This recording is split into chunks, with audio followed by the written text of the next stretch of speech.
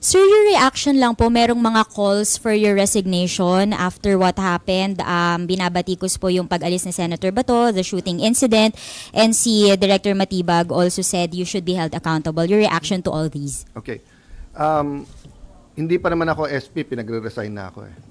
Buong buhay ko naman ganun eh, di ba? So certain people are called for the job. So even before I took office as Senate President, tinanong ko sa 12, bakit ako? And may reason kung bakit ako. Maybe because I was there during the time of crisis. You remember, nung pandemic, nag-break ang Senate, di ba? Ang House, mas marami kami. Gusto nila mag-break kami. Sabi ko, hindi pwede. Kailangan makita nila may gobyerno. Konti na lang siguro tayo dito. I don't blame naman yung mga nag-suggest sa akin Wednesday night na wala daw pasok the next day, Thursday, at i-cancel lahat. Sabi ko, hindi pwede. Kailangan makita nila may gobyerno dito. So, ang message ko sa NBI, hindi nyo natibag ang Senado.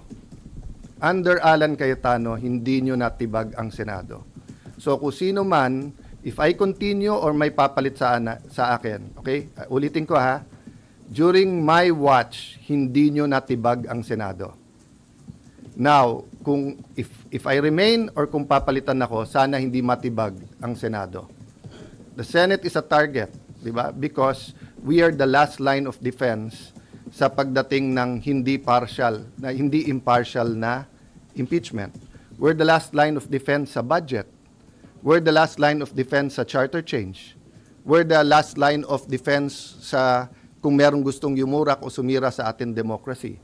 I'm not saying we, the Senate, but leadership matters, di ba?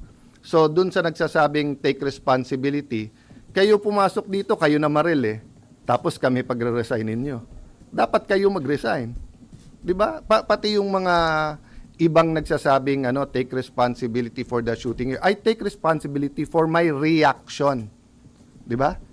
So, kung mamato ako dito, batuhin nyo ako pabalik, kayo magre-resign. Ako na mato eh. The one who takes, you take responsibility for your action.